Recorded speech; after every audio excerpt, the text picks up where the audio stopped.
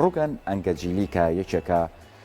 ئەکینجیلی یەکێکە لەو خانمانەی باکووری کوردستان ئەم کاری کردو لەسەرەوەی کە هەر لە منداڵیەوە حەز و خولیای بۆ هوەری شێوەکاری هەبوو بەڵام بەوەی بارودۆخی ژیانیەوە نەیتوانیەوە بچێتە نێو بوارەکە و بخوێنێ و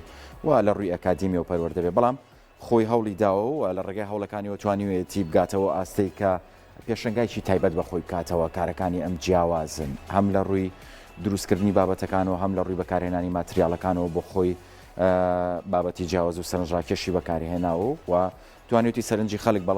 خەڵک بەلای خۆیدا ڕابکێشێت پێشنگاکەی لە ژێر ناوی ڕەنگەکانی ژیانە کە ئەمە یەکەم پێشنگایەتی لە باتمان کردوێتەوە ئەم خانمە بۆ خۆی لە ڕێگای ئەوەی کە هەرچەندە ئەکادیمی ژنێ بەڵام توانیوێتی با شێوازێکی جوان بۆ سەرنجڕاکێش ونمایشی تابلۆکان و کردنەوەی پێشنگاکەی سەرنجی خەڵک بەلای خۆیدا ڕابکێشێت و وەک خۆشی ئاماژی پێکردووە بە هیوایە کە بتوانێت بۆ داهاتووش چەندین پێشنگای تر بکاتەوە.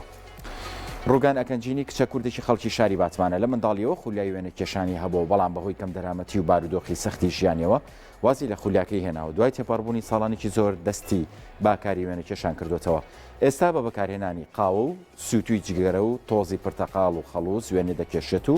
لە بری فڵچە لا کاتی وێنە کێشاندا دەرزی بەکارێنێت.